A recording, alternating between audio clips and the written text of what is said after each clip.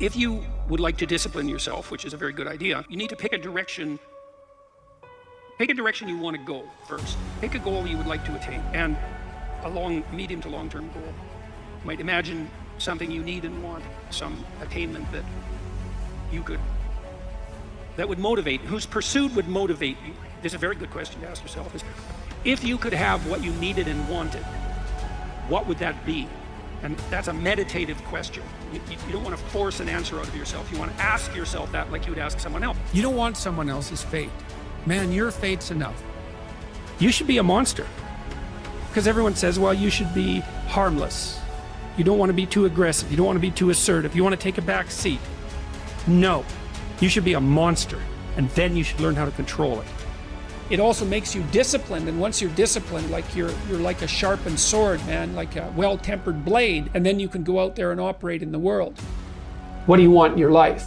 It's a very hard question to answer. You're going to have to put some effort into your life. Set up some aims for yourself, goals that you actually value. You need to be motivated to do that. If you're extroverted, you want friends. If you're agreeable, you want an intimate relationship. If you're disagreeable, you want to win competitions. If you're open, you want to engage in creative activity. If you're high neuroticism, you want security. So now you've got your thing to aim at. Think, well, I'm motivated because I got my thing to aim at. Yeah. It's like you're not as motivated as you could be because you don't yet have your thing to run away from. Because if you really want to be motivated, you want to be going somewhere and you want to be not going somewhere else.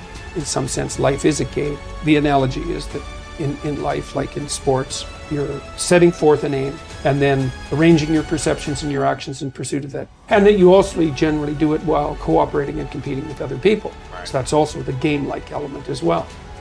Clean your room, organize your life, get a routine, get up every day at the same time, go to bed at the same time. Establish disciplined habits. That will help a lot. A schedule, and here's how to use a schedule. Use a calendar, but don't use it as a tyrant. It's like if you want to have everything you could possibly want and more, then be a good person.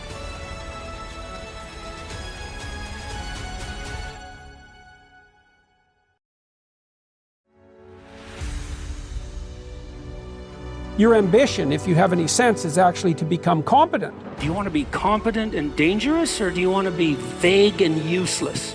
It is definitely the case that there is no more exceptional form of the capacity to be dangerous than to be articulate. Every advantage comes with a disadvantage. So if you're extroverted, you're social and you're positive, but you're impulsive and you can tilt towards hedonism and you can't stand being alone. People are built for a struggle and they're built for a weight, and you want to take on a heavy burden voluntarily. See if you can put yourself together.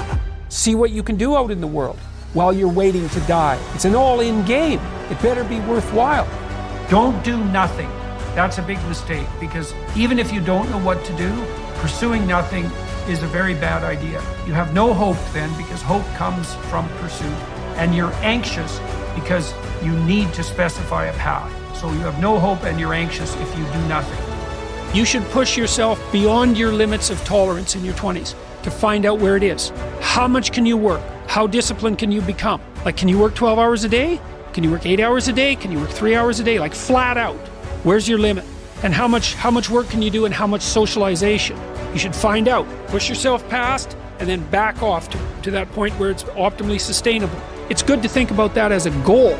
It's like you're trying to discover what your limitations are when you're in your 20s, so that you can hit that edge, so that you can sustain yourself across the decades. You want to push yourself in every direction that you can, but you should be doing that with an aim in mind. It's like you're trying to make yourself into a better and more competent person. You need to have a primary discipline. It's absolutely necessary to succeed in life. Now, once you have a primary discipline, then you can branch out and become a multiplicity in your disciplined approach, and then you're absolutely bloody unstoppable.